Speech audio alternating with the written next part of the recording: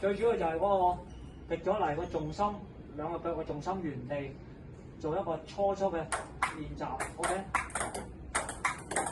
啊，追波度上山頂，個波擊球點喺度，山腳、山腰反應係大約90度上 ，OK？ 上山頂，OK？ 用腳跨腰法嚟帶動個身體個到擊球點，就到個波嘅時候就接前臂上山頂 ，OK？OK， 追波 ，OK， 追波，睇唔睇到？睇到。就唔好咁樣，no good，OK？ 除非你真係想加嘅。